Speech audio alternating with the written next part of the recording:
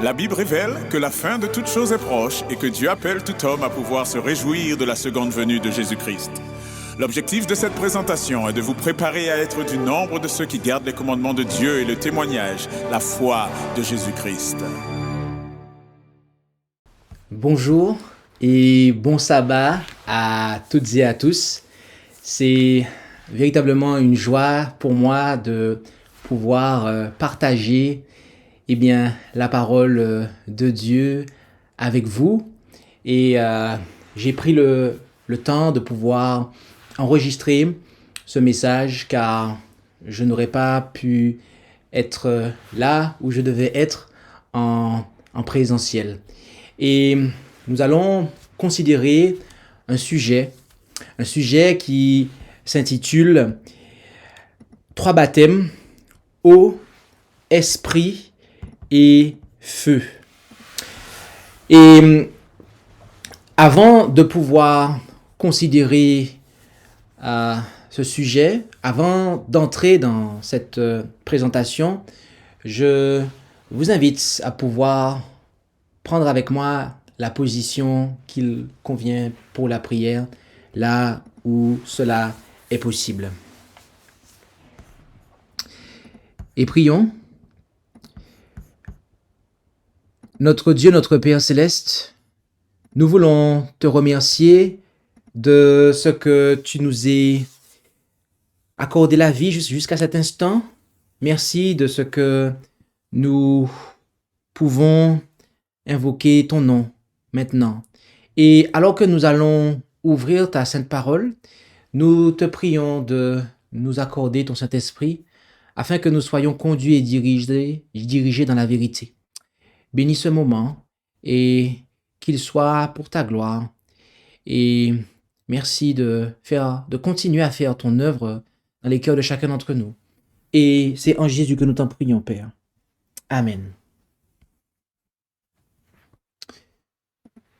Comme il a été dit tout à l'heure, le titre de cette présentation est « 3 baptêmes, eau, esprit et feu ». Nous allons prendre notre premier texte, lequel se trouve en Hébreux 6, versets 1 à 3, où nous lisons ce qui suit. C'est pourquoi, laissant les premiers principes de la doctrine de baptême, tendons à la perfection, ne posant pas de nouveau le fondement du renoncement aux œuvres mortes et de la foi en Dieu, de la doctrine des baptêmes, de l'imposition des mains, de la résurrection des morts et du jugement éternel. Et c'est ce que nous ferons si Dieu le permet. Ici, l'auteur nous informe que l'Église chrétienne primitive était au courant au sujet de la doctrine des baptêmes. C'est donc qu'il y a plusieurs baptêmes. Nous allons donc considérer ces baptêmes. Le premier est le baptême d'eau. En Matthieu 3, verset 11, nous lisons que « Pour moi, dit Jean-Baptiste, je vous baptise d'eau en vue de la repentance. Mais celui qui vient après moi est plus puissant que moi, et je ne suis pas digne de lui porter les souliers. » Le baptême de Jean était le baptême d'eau. Et en Jean 3, verset 23, il nous est dit que Jean baptisait aussi à Hénon, près de Salim, parce qu'il y avait là beaucoup d'eau et on y allait pour être baptisé. Il s'agissait de baptême non pas par aspersion, mais par immersion. La personne était totalement plongée dans l'eau. Et c'est d'ailleurs ce que signifie le mot baptême, immergé. Notons que Jean montre clairement qu'il comprenait que son baptême n'était que préparatoire à l'œuvre du Christ. Nous notons cela par rapport aux paroles qu'il a tenues en Matthieu 3, verset 11, lorsqu'il a dit « Mais celui qui vient après moi est plus puissant que moi. »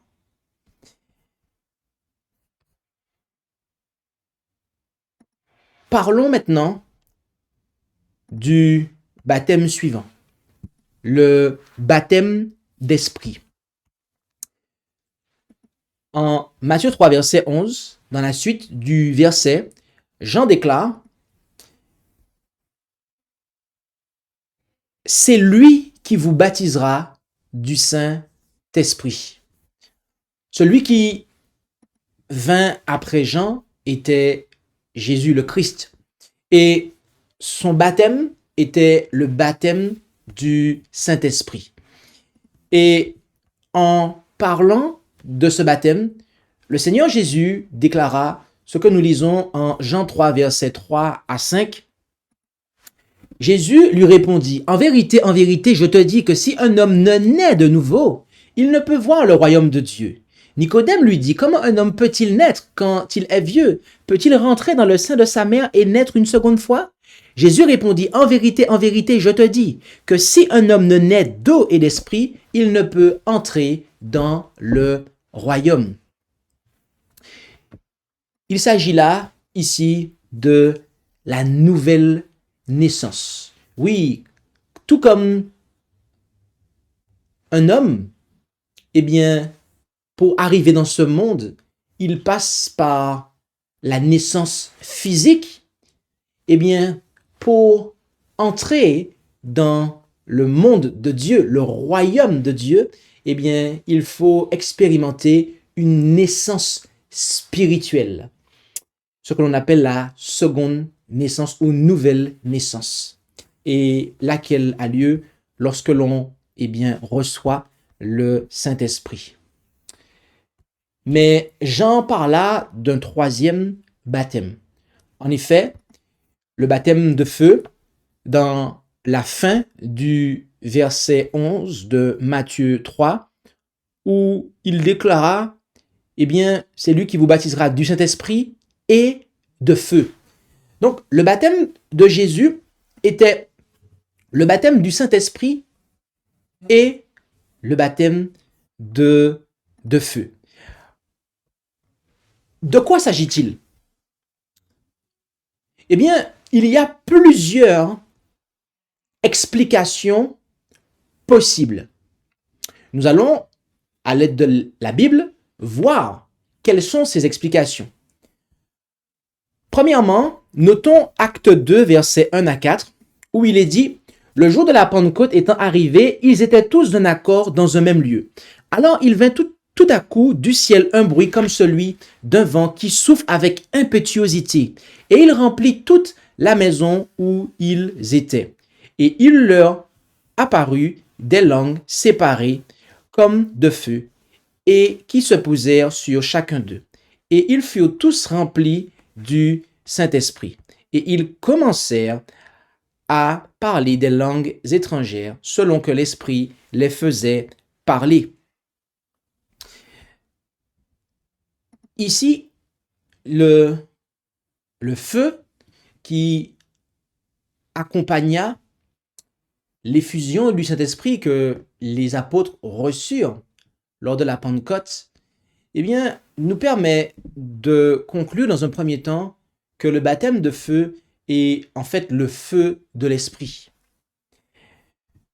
Un autre passage nous permet de voir que, eh bien, lorsque Dieu agit ainsi en nous, eh bien, cela opère notre purification.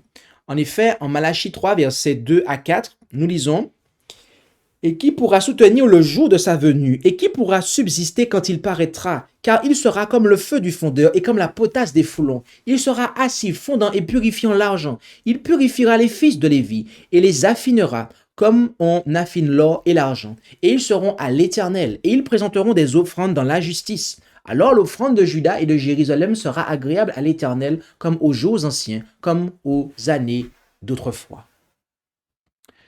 Oui, le Seigneur, par ce feu, eh bien, il désire consumer plus précisément, eh bien, à toutes nos impuretés.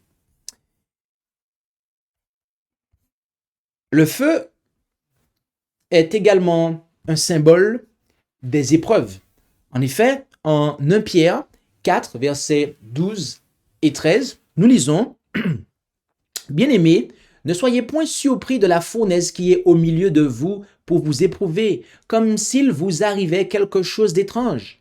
Mais réjouissez-vous de ce que vous participez aux souffrances de Christ, afin que lorsque sa gloire sera manifestée, vous soyez aussi comblés de joie. » Ici, le feu, eh bien, dont il est fait référence sous le symbole de la fournaise, est celui des épreuves. Et lorsqu'on parle des épreuves ici, cela fait allusion aux souffrances. Aux souffrances qui sont dues à quoi? Eh bien, aux tribulations, même aux persécutions. Et persécutions qui peuvent jusqu'à atteindre notre vie. Oui, le feu des persécutions qui peuvent être mortelles. En Luc 12, versets 49 et 50, Jésus déclara « Je suis venu mettre le feu sur la terre. Et qu'ai-je à désirer s'il est déjà allumé? Mais je dois être baptisé d'un baptême. Et combien ne suis-je pas pressé jusqu'à ce qu'il s'accomplisse? » Faisant référence ici, eh bien, au baptême de sa mort. Au baptême de sa mort. Oui, Jésus renonça tellement à lui-même qu'il put affronter, eh bien, la mort même comme résultante des persécutions qu'il a subies. L'eau, le feu, on a là ici deux symboles qui sont employés sous le concept du baptême. J'aimerais porter notre attention sur deux choses. C'est que dans le sanctuaire, qui est le plan du salut, eh bien, ces deux éléments sont présents, comme on peut le voir ici. En effet, l'eau était présente dans la cuve d'airain qui était dans le parvis entre l'autel et l'entrée du lieu saint, et le feu était sur les lampes qui, eh bien, les 7 lampes qui sont le symbole de la plénitude de l'Esprit de Dieu. Et donc ces éléments étaient présents dans le processus de purification du croyant. Mais ces éléments, de façon assez surprenante, sont aussi présents dans le processus de purification de la terre. En effet, en 2 Pierre 3, versets 5 à 7, nous lisons « Car ils ignorent volontairement ceci, c'est que les cieux furent autrefois créés par la parole de Dieu, aussi bien que la terre tirée de l'eau, et qui subsistait au moyen de l'eau, et que ce fut par ces choses que le monde d'alors périt, submergé par l'eau. Or, les cieux et la terre d'à présent sont gardés par la même parole et réservés pour le feu, au jour du jugement et de la perdition des hommes impies. » Ici, nous voyons que par le déluge, les eaux du déluge, Dieu purifia une première fois la terre des méchants. La seconde fois, ce ne sera pas par l'eau, mais ce sera par le feu. Et il n'y a rien de symbolique ici, tout est littéral. Ce qui nous conduit à noter la chose suivante. Le feu et l'eau sont tous deux des grands agents naturels de purification. Aussi, il est approprié qu'il soit employé pour représenter la régénération du cœur. Ce sont ces deux agents par lesquels Dieu purifia et purifiera cette terre du péché et des pécheurs. 2 Pierre 3, versets 5 à 7. Si les hommes s'accrochent au péché, ils finiront par être consumés par lui. Combien il est préférable de permettre à l'Esprit Saint de poursuivre l'œuvre de purification maintenant, pendant le temps de probation. L'homme sera soit purifié du péché, soit purifié avec lui. Paul a dit, le feu éprouvera l'œuvre de chacun. 1 Corinthiens 3, verset 13.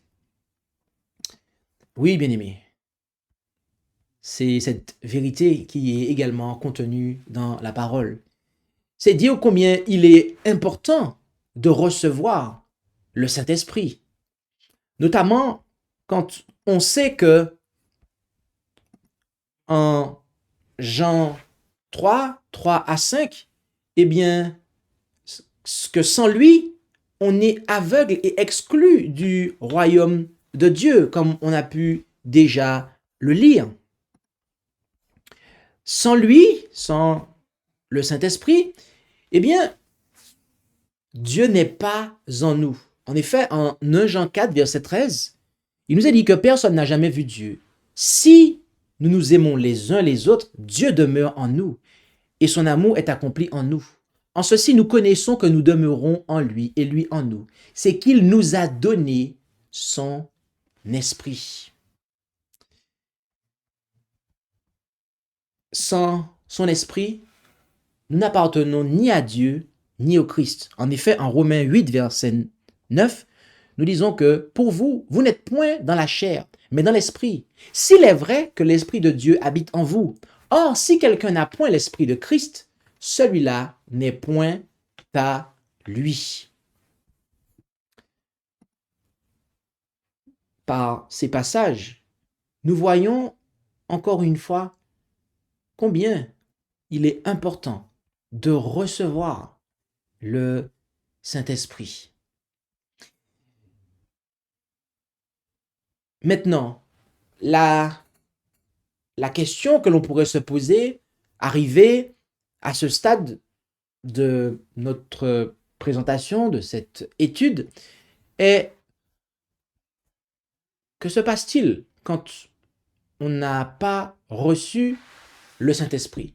C'est-à-dire que nous avons été baptisés d'eau, mais que nous n'avons pas reçu le Saint-Esprit. Nous allons maintenant considérer cela. Et pour ce faire, nous allons nous rendre en Acte 19, et lire à partir du verset 1er. Ici, il nous est dit que pendant qu'Apollos était à Corinthe, Paul, après avoir parcouru les hautes provinces de l'Asie, vint à Éphèse. Il y trouva quelques disciples et leur dit: pourquoi ici le texte nous déclare-t-il qu'il y avait des disciples? Pourquoi ne parle-t-on pas ici d'une église? Notons que l'emploi du terme disciple implique que Paul ne les reconnaissait pas comme une église ou comme membres de l'église. Et pourquoi? Considérons la suite. Lorsqu'ils reçurent le baptême de Jean, ils ne comprirent pas complètement la mission de Jésus se chargeant des péchés du monde. Ils persistaient à conserver de graves erreurs. Telle était la situation initiale de ces croyants. La suite du passage en Acte 19 nous dit: avez-vous reçu le Saint-Esprit, leur demanda Paul, lorsque vous avez cru? Ils lui répondirent: nous n'avons pas même entendu dire qu'il y a un Saint-Esprit. Et il leur dit: quel baptême avez-vous donc reçu? Ils répondirent, le baptême de Jean. Baptême de Jean qui n'est autre que le baptême d'eau. Autrement dit, ils ont reconnu ici qu'ils n'avaient pas reçu le baptême du Saint-Esprit. Notons que Paul vit que ces croyants n'avaient pas reçu l'Esprit après avoir été baptisés d'eau. Et la question que l'on devrait se poser arrivé à ce stade, c'est comment Paul a-t-il vu cela? C'est-à-dire, comment a-t-il vu que ses disciples, ses croyants en Jésus, n'avaient pas reçu le Saint-Esprit? Car s'il leur a posé la question, c'est que quelque chose l'a interpellé.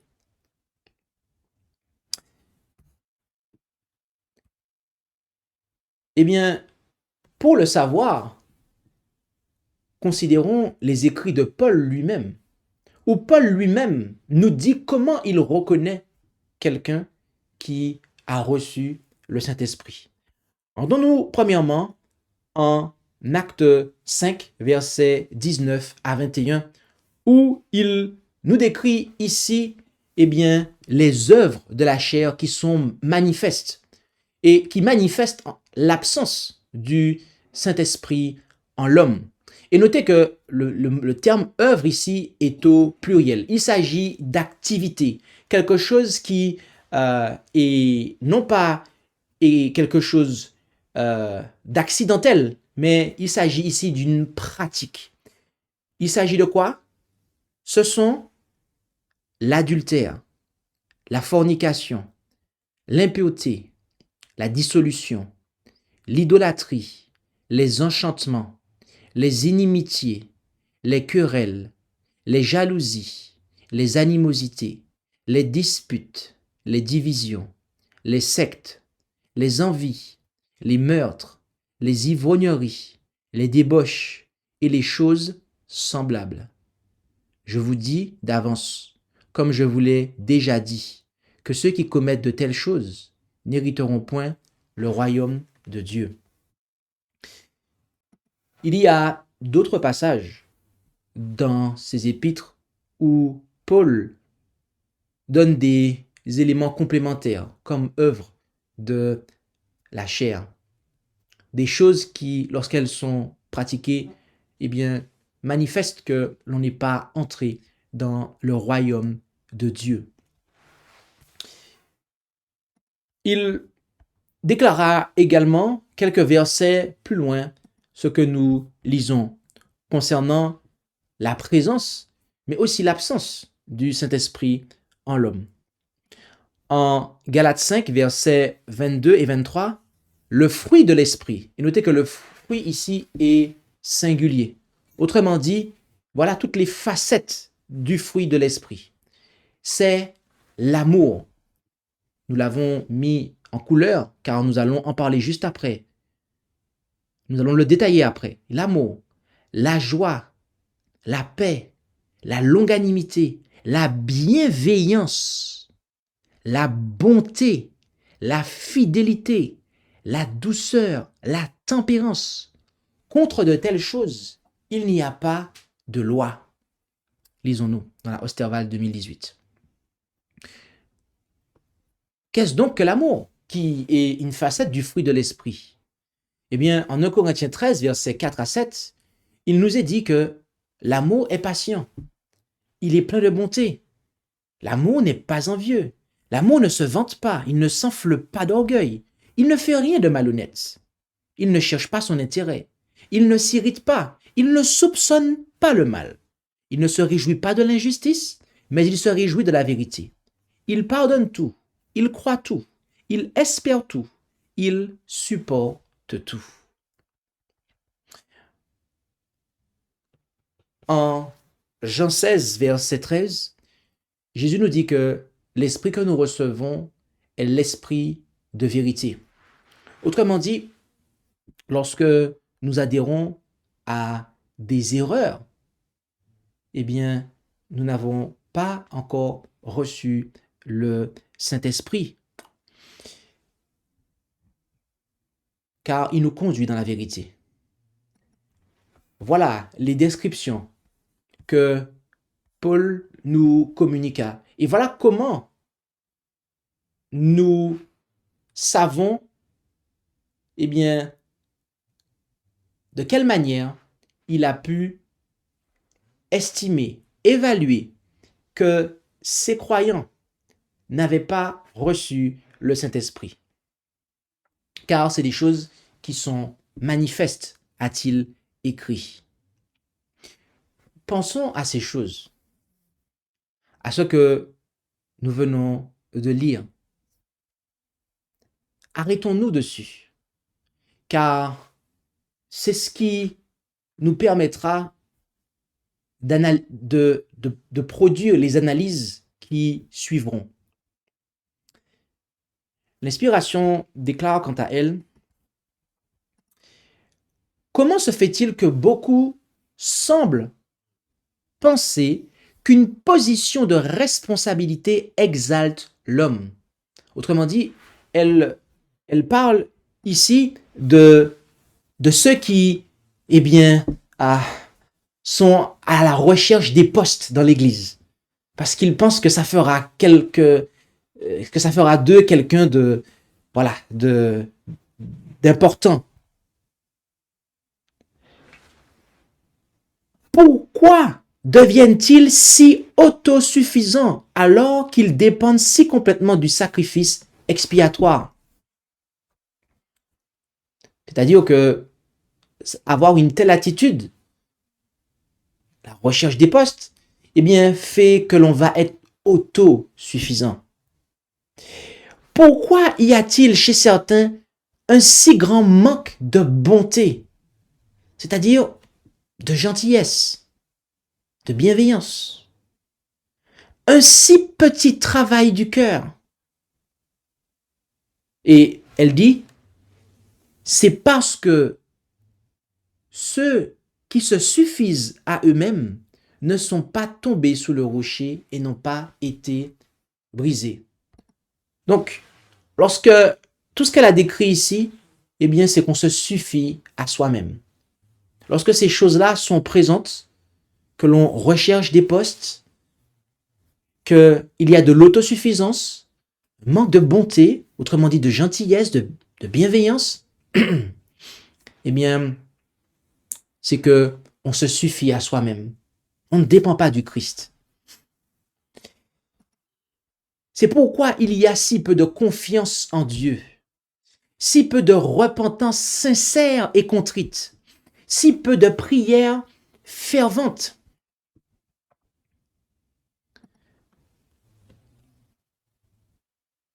Cela est un enseignement important.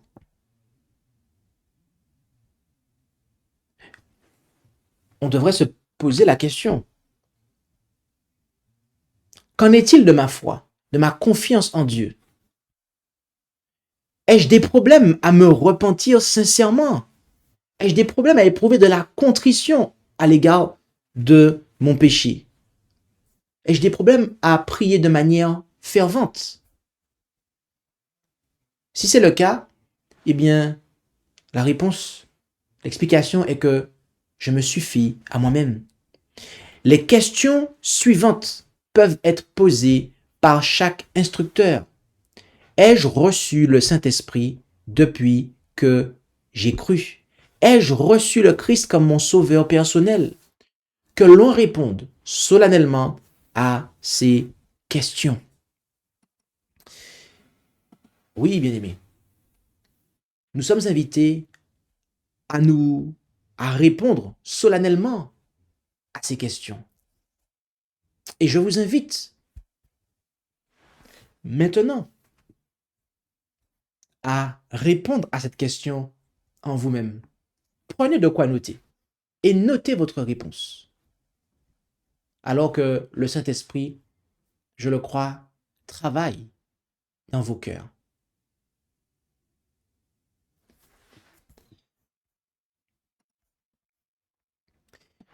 En Acte 5, verset 32, nous lisons « Et nous lui sommes témoins de ces choses aussi bien que le Saint-Esprit que Dieu a donné à ceux qui lui obéissent. » Autrement dit ici, l'Esprit est donné à ceux qui ne lui résistent pas.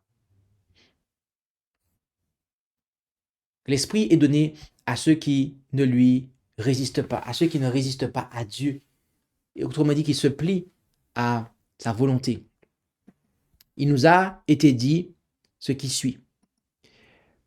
Parce qu'il possédait un esprit humble et était désireux de connaître la vérité, ces hommes, donc les 12 disciples d'Acte 19, acquirent l'expérience leur permettant de travailler à l'avancement du règne de Dieu. C'est donc que avant, ils essayaient de travailler pour le Seigneur, mais qu'ils n'y arrivaient pas. Ils essayaient de faire du travail d'évangélisation, mais que cela ne portait pas de fruits. Est-ce notre cas? Entreprenons-nous un travail pour Dieu? Si oui, y a-t-il aucun fruit? Si c'est le cas, eh bien, nous avons besoin d'expérimenter ces choses. Leur exemple donne aux chrétiens une leçon de grande valeur. Beaucoup font peu de progrès dans la vie spirituelle parce qu'ils sont trop orgueilleux pour chercher à s'instruire. Ils se contentent d'une connaissance superficielle de la parole de Dieu et ne désirent pas modifier leur foi ou leurs habitudes. C'est pourquoi ils ne font pas d'efforts pour obtenir de plus grandes lumières.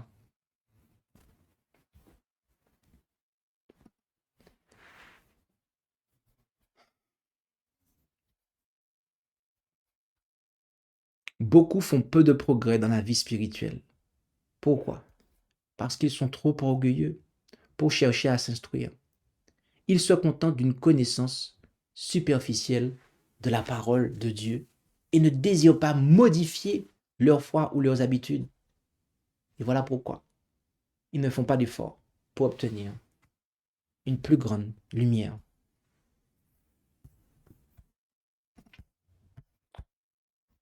Ailleurs, il nous est dit, si les disciples du Christ cherchaient la sagesse avec ferveur, ils découvriraient des terrains favorables à la vérité qui, jusqu'alors, leur étaient inconnus. Celui qui se donne totalement au Seigneur sera guidé par lui. Il peut être d'origine modeste et apparemment peu doué. Cependant, s'il obéit à la volonté de Dieu avec un cœur aimant et sincère, ses facultés spirituelles seront purifiées, ennoblies, fortifiées et ses capacités augmentées. Pendant qu'il s'enrichira des leçons de la sagesse divine, une mission sacrée lui sera confiée. Sa vie honorera Dieu et sera une source de bénédiction pour le monde. La révélation de tes paroles est claire, dit le psalmiste. Elle donne de l'intelligence aux simples. Bien-aimés, si nous nous donnons totalement au Seigneur, eh bien nous allons être guidés par lui. Si nous obéissons à sa volonté avec un cœur aimant et sincère, eh bien nos facultés spirituelles seront purifiées, ennoblies, fortifiées et nos capacités augmentées. Ailleurs, il nous est également dit, nombreuses sont les personnes qui, de nos jours, comme les croyants d'Éphèse, ignorent l'action du Saint-Esprit sur le cœur. La puissance vivifiante du Saint-Esprit provient du Sauveur. Elle pénètre dans l'âme, renouvelle les mobiles et les affections, soumet les pensées à la volonté de Dieu et permet à celui qui la reçoit de porter le fruit précieux de ses actions saintes. Amen. Poursuivons notre lecture dans le chapitre 19 du livre des Actes.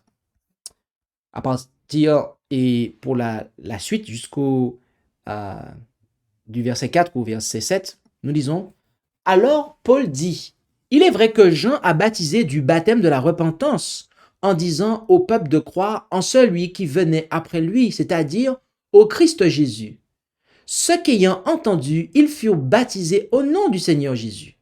Et après que Paul leur eut imposé les mains, le Saint-Esprit descendit sur eux, et ils parlaient diverses langues et prophétisaient. Et ils étaient en tout environ 12 hommes. »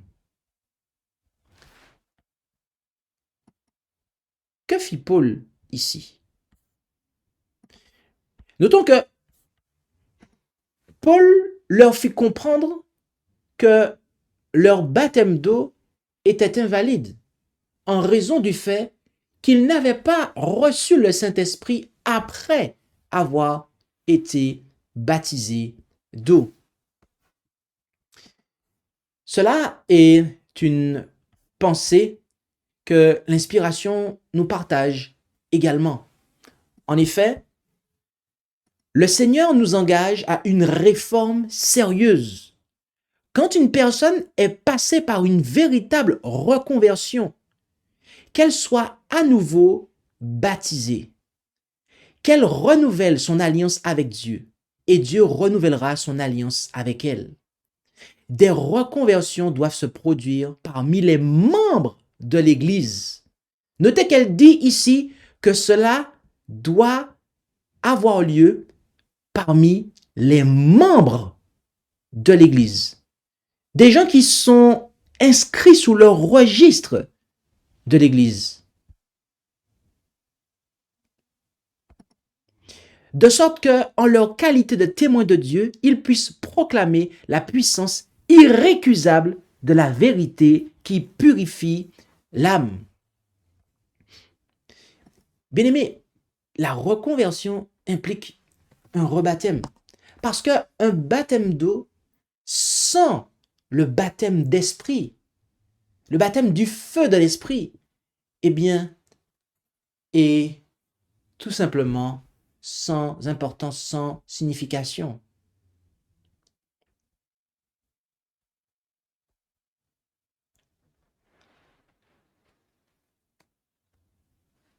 Quelle pensée solennelle.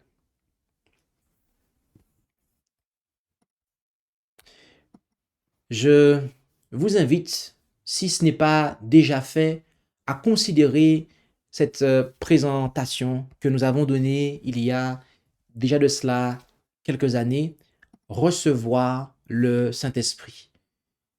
Cette présentation devrait être considérée par tous comme étant la suite de la présentation actuelle. Car dans cette présentation, nous abordons concrètement comment recevoir le Saint-Esprit. Et nous allons conclure cette présentation avec les questions suivantes.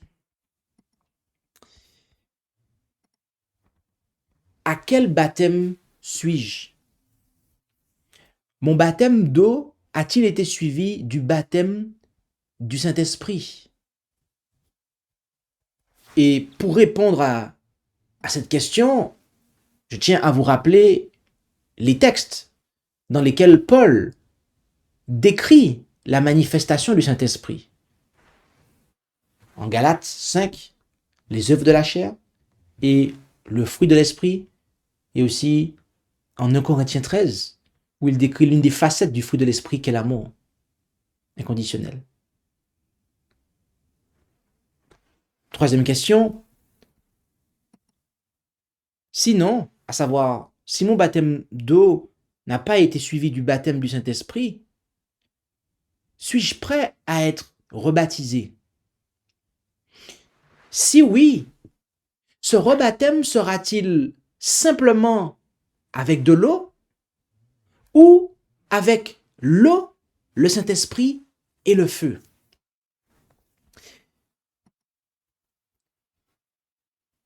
Telles sont les questions avec lesquelles nous voulons clôturer cette présentation. Telles sont les questions avec lesquelles nous voulons vous laisser méditer à la suite de cette présentation. Oui, car certains pourraient réaliser que leur baptême d'eau n'a en rien été suivi du baptême du Saint-Esprit. Et prendre à la légère un rebaptême. Mais, bien aimé, nous devons réaliser que ce rebaptême ne peut être envisagé que si il sera suivi d'un baptême de l'Esprit. Et pour cela, comprendre véritablement l'action du Saint-Esprit. Car le Seigneur désire une Église dont chaque membre soit rempli du Saint-Esprit. Oui, telle est la volonté du Seigneur. Et en tant que ministre de l'Évangile, tel est le souci que nous devrions avoir, que chaque disciple, chaque croyant soit rempli du Saint-Esprit.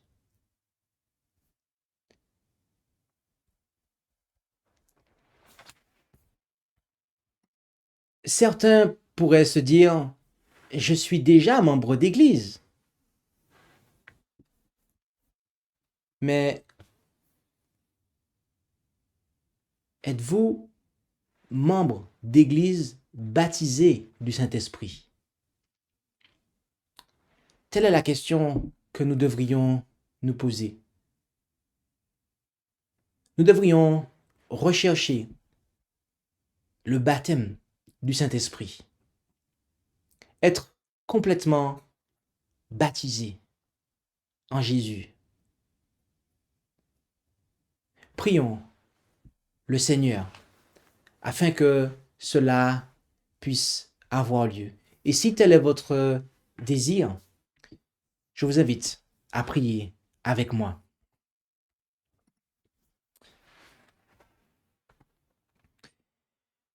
Notre Dieu, notre Père céleste, nous voulons te remercier pour ta parole qui est véritablement une lampe à nos pieds et une lumière sur notre sentier. Et tu nous fais savoir que un baptême d'eau n'étant pas suivi d'un baptême du Saint-Esprit, eh bien, n'est pas un baptême valide. Et nous ne voulons pas, Père Céleste, nous mentir à nous-mêmes, mais nous voulons que ta volonté soit manifestée dans notre vie et révélée en nous.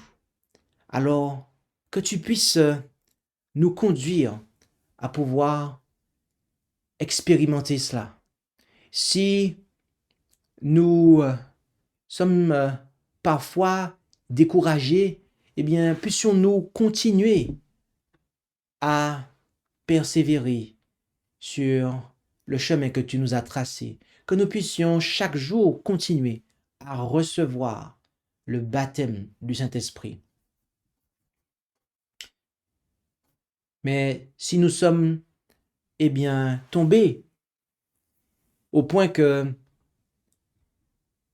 en regardant derrière nous, nous n'observons que, eh bien, l'absence de ta présence en nous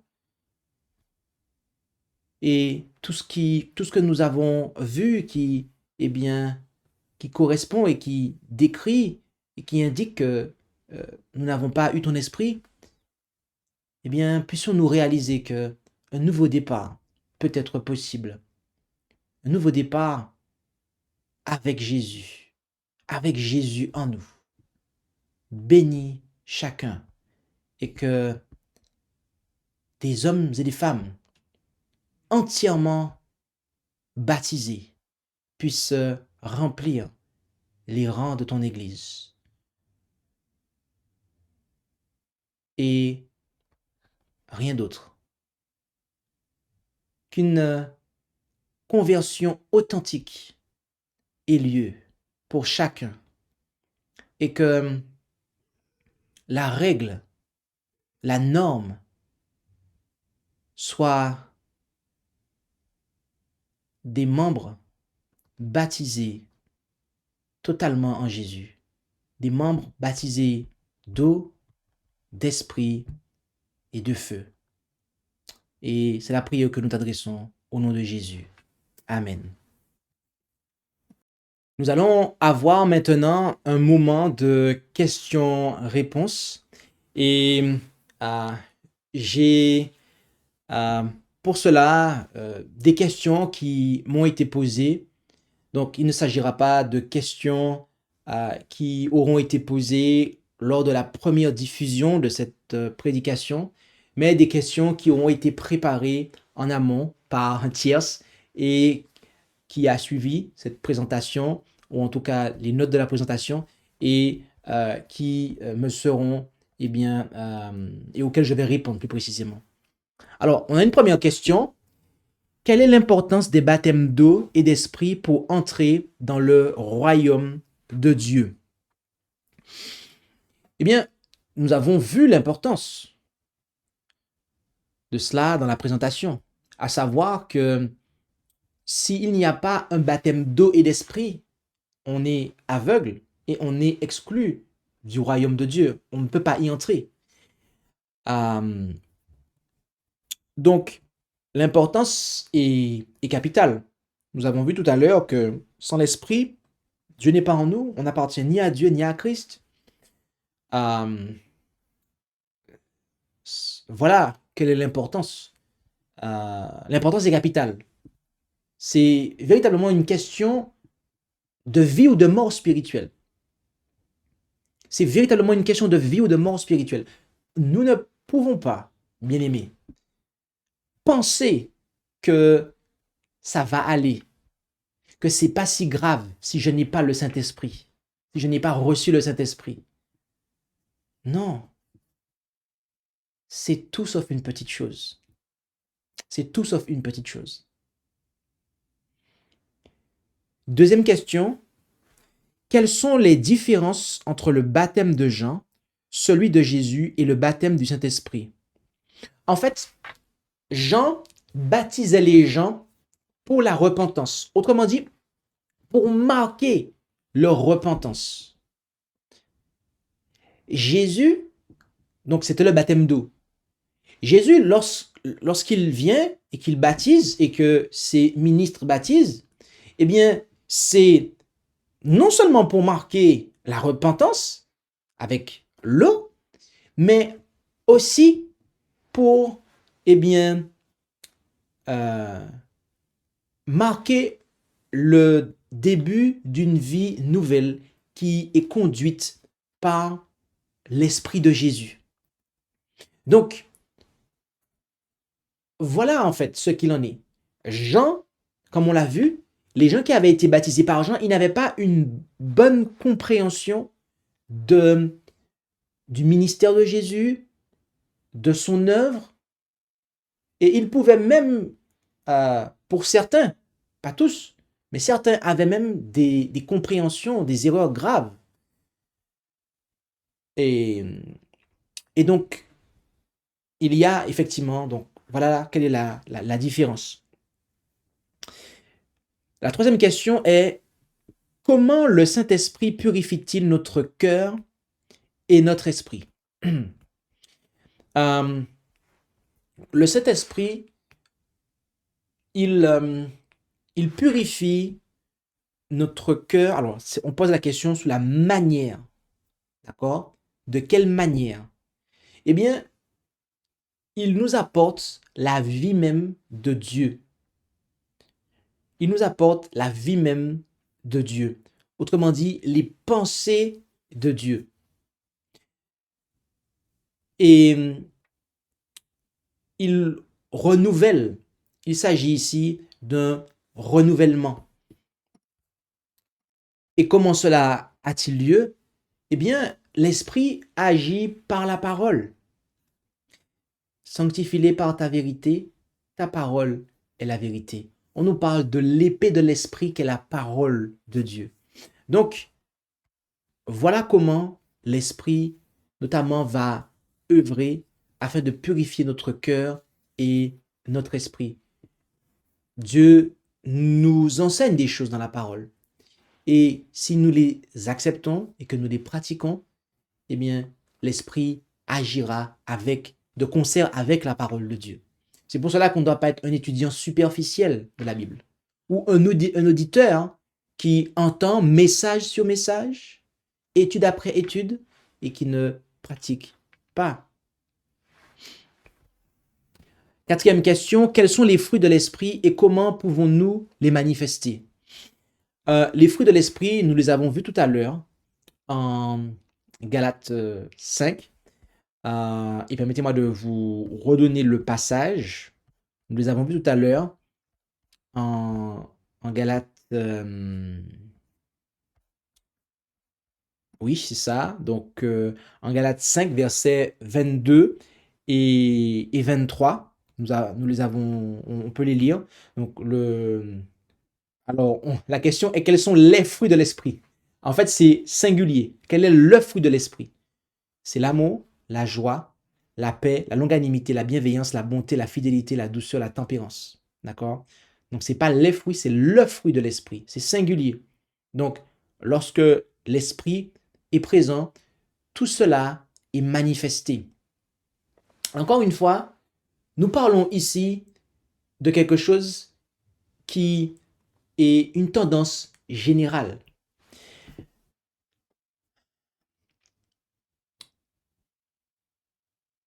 Maintenant, comment pouvons-nous les manifester?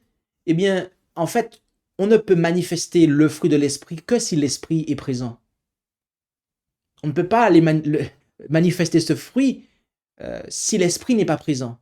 Tout comme un arbre ne peut pas porter du fruit si la sève ne circule pas au sein de l'arbre. Si je n'ai pas la vie du Christ en moi, je ne peux pas porter les fruits. Allez devant un arbre. Dites-moi, est-ce que vous voyez la sève? Non. Mais vous savez que la sève est agissante parce que l'arbre porte du fruit.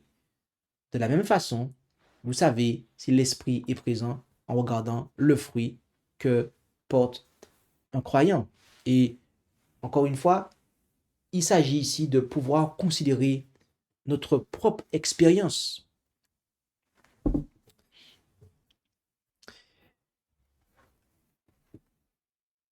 Cinquième question, comment recevoir le Saint-Esprit et être rempli de sa puissance? Alors, tout à l'heure, j'ai présenté un message que je vous invite à considérer. Il y a plusieurs points, mais ce que je peux dire de manière générale, c'est que l'Esprit est donné à ceux qui lui obéissent. Lorsque Dieu me parle, il me dit quelque chose sur un point, si je résiste à Dieu, eh bien, Dieu ne pourra pas en fait me parler, continuer à me parler, à me conduire, puisque je lui résiste. Donc, en clair, c'est céder à l'action de l'Esprit, à la voix de Dieu qui nous instruit. Il y a différentes façons de cela a lieu que j'ai bien détaillées dans la présentation Recevoir le Saint-Esprit que je vous invite vraiment à considérer. Sixièmement, quels sont les signes que nous avons reçu le Saint-Esprit et que Dieu agit en nous? Nous avons vu cela, d'accord? Les signes, eh bien, l'amour, un amour inconditionnel. Ok? Je n'ai pas. On parle de patience, de bonté, l'absence d'envie, l'absence de vantardise, l'absence d'orgueil, l'absence de malhonnêteté, l'absence d'égoïsme, d'accord? D'irritabilité, l'absence de mauvais soupçons. On ne se réjouit pas de l'injustice, c'est-à-dire on ne se réjouit pas de ce que quelqu'un a péché, par exemple. On ne va pas, voilà, mais on va se réjouir de la vérité. Il pardonne tout, il croit tout, il espère tout, il supporte tout. Donc l'amour, la joie, la paix, la longanimité, la bienveillance, la bonté, la fidélité, la douceur, la tempérance. La tempérance. Donc voilà quels sont les signes qui montrent que nous avons reçu le Saint-Esprit et que Dieu agit en nous. La septième question est: quelle est la relation entre notre attitude humble et la recherche de la vérité? Quelle est la relation entre notre attitude humble et la recherche de la vérité? Alors, il me semble que cette question est liée. Il me semble que cette question est liée à un passage qui a été partagé. Alors, je suis en train de le reprendre. Merci de bien vouloir m'accorder du temps. Ah oui, voilà. Donc, j'ai retrouvé. Il s'agit ici.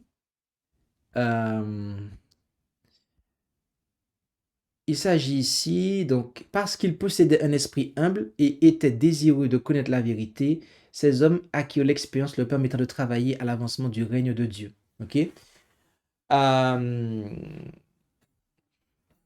Eh bien, ce qu'elle dit, après, c'est que beaucoup font peu de progrès dans la vie spirituelle parce qu'ils sont trop orgueilleux pour rechercher à s'instruire.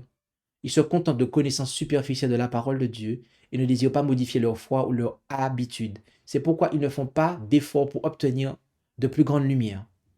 Voilà, donc c'est ce paragraphe-là. Et donc la question est: quelle est la relation entre notre attitude humble et la recherche de la vérité? Eh bien, en fin de compte, c'est le problème de la Odyssée. Je suis riche, je me suis enrichi, donc je n'ai besoin de rien. Donc on ne va pas chercher à approfondir la parole de Dieu. Et on va rester en surface, de manière superficielle. Donc voilà. 8. Quel est le rôle transformateur du Saint-Esprit dans la vie du chrétien? Quel est le rôle transformateur du Saint-Esprit dans la vie du chrétien? Eh bien, en fait, la réponse est dans la question, je dirais. Le rôle du Saint-Esprit est de nous transformer. Donc, son rôle est total, est capital. Sans le Saint-Esprit, il n'y a pas de transformation. Sans l'Esprit de Dieu, mes amis, il n'y a pas de transformation possible. Donc, si je ne me laisse pas contrôler par le Saint-Esprit de Dieu, par l'Esprit de Christ, il n'y aura pas de transformation. 9. Quelle purification intérieure le feu du Saint-Esprit opère-t-il dans le croyant selon les Écritures? Eh bien, il purifie toutes les scories, toutes les impuretés, tout ce qui eh bien, n'est pas de Dieu en nous. Donc, comme on a pu le voir en Malachie 3, versets 2 à 4, il purifie les fils de Lévi. Il les affine comme on affine l'or, l'argent. Donc, lorsque vous voulez purifier l'or ou l'argent ou un métal quelconque, eh bien, vous devez en fait le mettre au feu et laisser la température monter de manière à ce que toutes les scories eh bien, puissent être écartées et sortir, de manière à ce que vous puissiez avoir un métal qui soit pur. Donc, voilà. 9e, quelle purification? Ah non, on a déjà vu ça. Alors, 10e question, comment rester ouvert à recevoir de nouvelles lumières de l'esprit? Eh bien, c'est de réaliser que l'on est dépendant de Dieu. On est dépendant totalement de Dieu. Et que Dieu est grand, il est, pour ainsi dire, infini. Et donc, il n'y a pas de limite dans l'apprentissage. Et donc, cela confère et inspire une humilité qui nous pousse à, normalement, à rester ouvert à l'action de l'Esprit de Dieu. 11e, qu'est-ce que signifie concrètement naître d'eau et d'esprit? Qu'est-ce que signifie concrètement naître d'eau et d'esprit? L'eau, naître d'eau, Il s'agit ici d'être littéralement baptisé, plongé dans l'eau, en guise d'engagement. On s'engage à mourir au moins en étant plongé et à revivre en nouveauté de vie et d'esprit, c'est-à-dire que cela doit se concrétiser dans notre vie spirituelle. Il ne s'agit pas simplement de s'engager à le faire, mais aussi à le vivre. Il ne s'agit pas simplement de s'engager d'appartenir à Jésus, mais il faut aussi, manifester qu'il contrôle notre vie. 12e, comment être témoin de Dieu et proclamer sa vérité dans nos vies? Tout simplement en ayant le Saint-Esprit en nous. Et lorsque le Saint-Esprit est en nous, nous brillons tout simplement. Jésus déclare à un moment qu'il est la lumière du monde. Mais à un autre endroit, il dit « Vous êtes la lumière du monde ». Cela semble être contradictoire de prime abord. Mais en réalité, nous sommes la lumière du monde parce que Jésus qui est la lumière du monde est en nous. Et ce n'est qu'à ce moment-là, si Jésus qui est la lumière du monde est en nous, eh bien que nous sommes la lumière du monde. Et quand on parle de témoin, on a aussi l'expression témoin lumineux. C'est une lumière qui rend témoignage. Donc, comment être témoin de Dieu et proclamer sa vérité dans nos vies? Tout simplement en laissant Jésus entrer en nous, entrer dans notre cœur. Nous n'avons pas d'effort à faire pour briller, puisque c'est Jésus qui en nous va briller. La seule chose que nous avons à faire, c'est à laisser Jésus entrer et le laisser demeurer en nous par son esprit. 13e, comment concilier l'image du feu avec un Dieu d'amour? Comment concilier l'image du feu avec un Dieu d'amour? Eh bien, l'Écriture nous dit que Dieu est un feu dévorant. Et l'Écriture nous dit que, par exemple, je reprends et je châtie tout ce que j'aime. Et donc du zèle et repens-toi.